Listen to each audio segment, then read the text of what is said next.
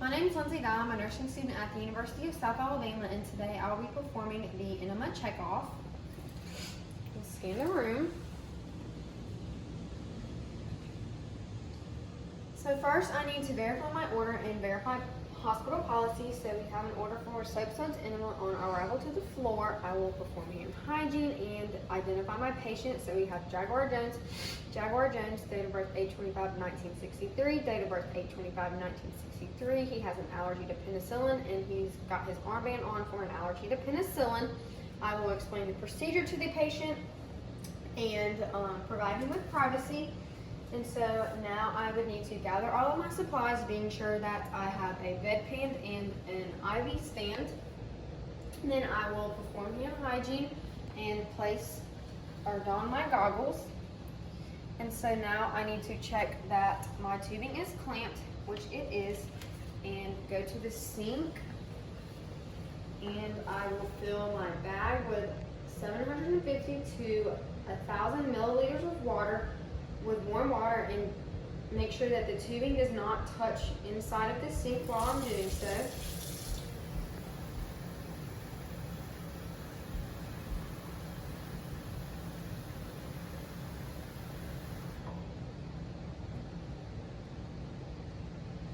So now I need to I'll get my soap, open it, and put some soap in there inside of the bag.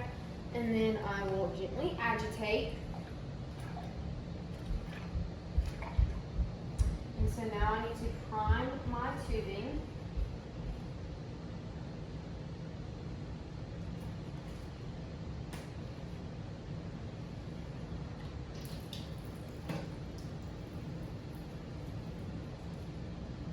And then reclamp it.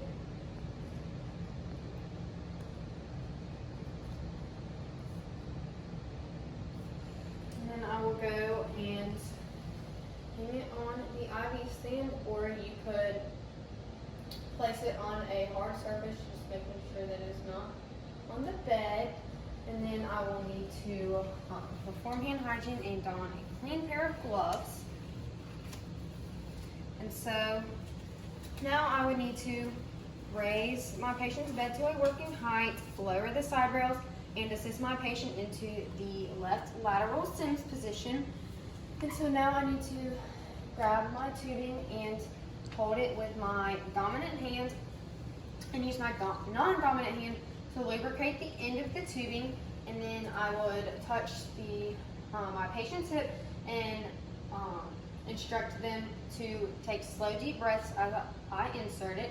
And so then I need to use my non-dominant hand to spread the buttocks with my patient and insert the enema 3 to 4 inches. And if my patient had hemorrhoids, I would instruct that they could bear down upon insertion to help facilitate it. And so now I need to hold my tubing, and I will remove my bag, and then I would unclamp it and then raise my bag 12 to 18 inches above the height of the bed. And if my patient began experiencing any abdominal pain or cramps, I would need to stop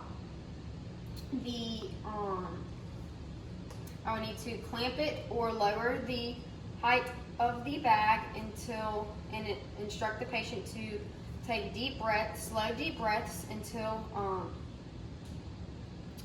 the pain or cramping subsided. And then I would return the bag to the height and continue to drain it.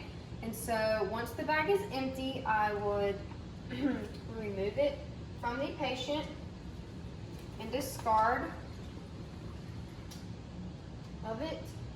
And so then I would encourage the patient to hold the enema for 10 to 15 minutes, and then when they're ready to evacuate, I would help assist them to a bedpan, or help them to a bedside commode, or help them go to the bathroom.